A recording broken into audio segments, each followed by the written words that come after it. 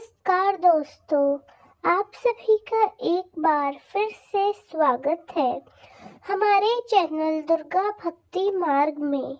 आज मैं आप सभी को बताऊंगी कि भगवान सूर्य देव ने अपने पुत्र को क्यों त्याग दिया। आप सभी यह तो जानते ही होंगे कि शनि देव सूर्य देव के पुत्र हैं। भगवान शंकर ने ही शनिदेव को न्याय का देवता घोषित किया था और अपने पक्षपात रहित न्याय के चलते ही उन्हें न्याय के देवता के तौर पर पूजा जाने लगा। ऐसा माना जाता है कि उसके पाप और बुरे कर्म का दंड शनिदेव ही देते हैं। ऐसे में अब जानते हैं कि शनिदेव के पिता सूर्य देव ने उन्हें अपना पुत्र मानने से मना क्यों कर दिया था। सूर्य देव की पत्नी संध्या की छाया के गर्भ से हुआ जानकारी के लिए बता दे कि सूर्य देव स्वयं देवताओं की माता आदि थी। अदिति और महर्षि कश्यप के पुत्र है। माता छाया के कठोर तप के बाद शनिदेव अमावस्या को सौराष्ट्र के शृंखोर में हुआ। बता दें कि देवी संध्या ने अपनी छाया की उत्पत्ति की और उससे सूर्यदेव के साथ साथ अपने पुत्रों की देखभाल करने को कहा, क्योंकि देवी संध्या अपने पति सूर्य को सहन नहीं कर सकती थी।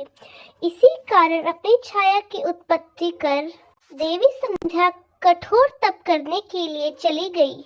इधर देवी संध्या की छाया उनके पुत्र और सूर्य देव की भी देखभाल करने लगी।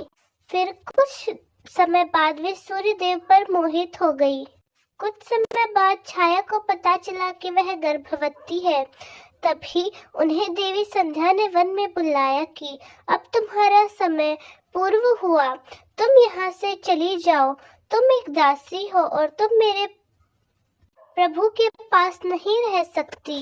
संध्या की बातें सुनकर उनकी छाया जोर जोर से रोने लगी और उनसे कहा, दीदी मैं तो आपकी छोटी अवस्था में कहाँ जाऊंगी, मेरे साथ ऐसा ना करें। उधर पेड़ के पीछे खड़े होकर सूर्य देव ये सब देख रहे थे, क्योंकि उन्होंने छाया का पीछा किया था। देवी संध्या और छाया की ये बातें सुनकर वो सामने आ गए और अपनी पत्नी से कहने लगे, संध्या मेरी प्रिय, अगर आप यहाँ थी तो मेरे साथ कौन रह रहा था और यह स्त्री कौन है। अपने पति की बातें सुनकर देवी संध्या ने सूर्य देव को पूरी बात बताई, जिसके बाद इससे सूर्य देव भी छाया का तिरस्कार करने लगे और वो रोती हुई वहां से चली गई। गर्भावस्था में ही छाया देवों के देव महादेव की तपस्या में लीन हो गई और फिर कुछ समय बाद भगवान शिव माता छाया पर प्रसन्न होकर उन्हें वरदान देते हैं कि अब जबकि वो तपस्या में लीन थी, इसलिए वे अपने स्वास्थ्य का ध्यान सही से नहीं रख पाई। भीषण गर्मी और स्वास्थ्य की देखभाल सही से न होने के कारण शनिदेव का रंग गर्भ में ही बहुत काला पड़ गया और जब कुछ समय बाद शनिदेव का जन्म हुआ तो देवी छाया उन्हें देखकर चौंक गई, क्योंकि सूर्यदेव का पुत्र होने के बावजूद भी उनका रंग काला था। जन्म के कुछ समय बाद ही शनिदेव एक बालक अवस्था में बदल गए। माता छाया ने पूछा कि पुत्र तुम इतने बड़े कैसे हो गए। तब शनिदेव बोलते हैं कि मैंने गर्भावस्था में आपकी बातें सुनी थी, आपकी पीड़ा सुनी थी, जिसके बाद आप अच्छे दौर में बुरे पलों से गुजर रही हो। वो शिशु अपनी माता की पीड़ा हरने के लिए जल्द ही बड़ा होगा। शनिदेव फिर आगे कहते हैं कि चलिए पिताजी के पास चलते हैं, मैं आपको आपका अधिकार दिलवाऊंगा। फिर भगवान शनिदेव और माता छाया सूर्यलोक को गए, जहाँ सूर्यदेव का आसन था। वहाँ छाया को देखकर माता संध्या और सूर्यदेव आश्चर्यचकित हो गए और उनसे कहने लगे कि तुम यहाँ पर क्या कर रही हो।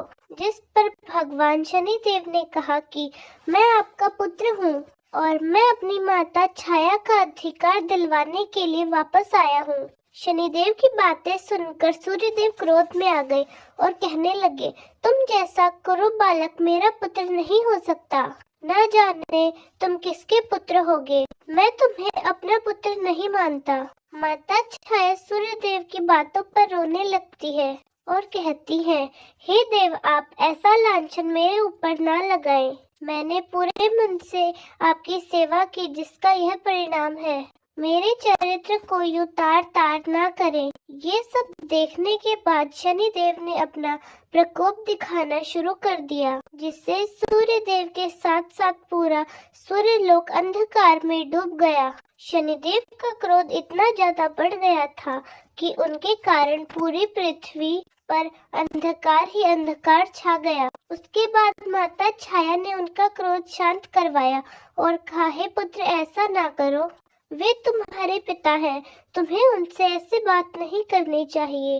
अपने क्रोध पर काबू पाओ, इससे पूरी धरती पर हाहाकार मच गया है। अपनी माता की बात सुनकर सूर्यदेव पर क्रोधित शनिदेव ने अपने आप को शांत किया, जिससे धरती लोक पर पुनः सूर्यदेव की किरणें पड़ने लगी। यह सब देखने के बाद भगवान सूर्यदेव समझ गए कि उनका यह पुत्र कितना शक्तिशाली है।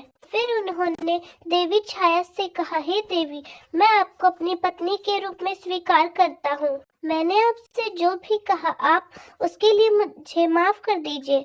उसके बाद देवी संध्या ने भी अपनी छाया से माफी मांगी और उन्होंने कहा, मेरे कटु वचनों ने तुम्हारे दिल को बहुत ठेस पहुंचाई होगी, इसलिए मैं तुमसे क्षमा मांगती हूँ। उसके बाद सूर्यदेव शनिदेव को अपने हृदय से लगाते हैं और उनसे भी क्षमा मांगते हैं और कहा, पुत्र, मैं सबसे बड़ा दोषी तुम्हारा हूँ।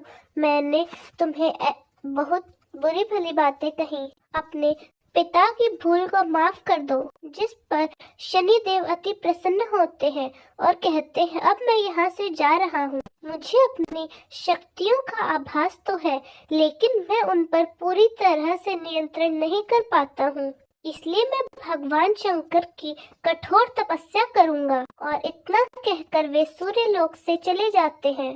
फिर शनिदेव ने एक वन में जाकर भगवान शंकर की कई वर्षों तक कठोर तपस्या की और उनकी पूजा तपस्या से प्रसन्न होकर भगवान शिव ने उन्हें प्रत्यक्ष दर्शन दिए और वरदान में उन्होंने उनसे सौर मंडल में जगह दी और उसके साथ ही उनको न्याय का देवता भी घोषित कर दिया गया। और भगवान शंकर ने ऐसा भी कहा, तुम्हारे नाम से मनुष्य, देवता और दानव सब ही कांपेंगे। तपस्या को पूरा करने पर शनिदेव पुनः सूर्यलोक वापस चले गए, जहां उन्होंने देखा कि सभी देवता स्वर्ण से बने सिंहासन पर विराजमान हैं और सिर्फ उनके लिए ही लोहे का सिंहासन बनाया गया है, जिस पर उन्हें बहुत दुख हुआ और क्रोध भी आया और उनके प्रति उनके पिता का शत्रुता का भाव और भी बढ़ गया। वे वहां से चले गए और कुछ समय बाद उनका विवाह दामिनी नाम की कन्या से हुआ, जिसकी साक्षी केवल उनकी माता छाया बनी थी। इसी प्रकार भगवान शनि अपनी माता के सामने क्षमतावान बने और अपनी माता को उनका अधिकार दिलवाया। सूर्यदेव ने शनिदेव के साथ ऐसा व्यवहार इसलिए किया क्योंकि यह भगवान शंकर की इच्छा थी। उन्होंने ही यह माया रची थी ताकि शनिदेव सारे मोह माया और सभी बंधनों से मुक्त हो जाएं और किसी भी प्राणी के प्रति उचित ढंग से कदम उठाएं। तो दोस्तों, कैसी लगी आपको हमारी आज की कथा? कमेंट्स में जरूर बताएं। धन्यवाद।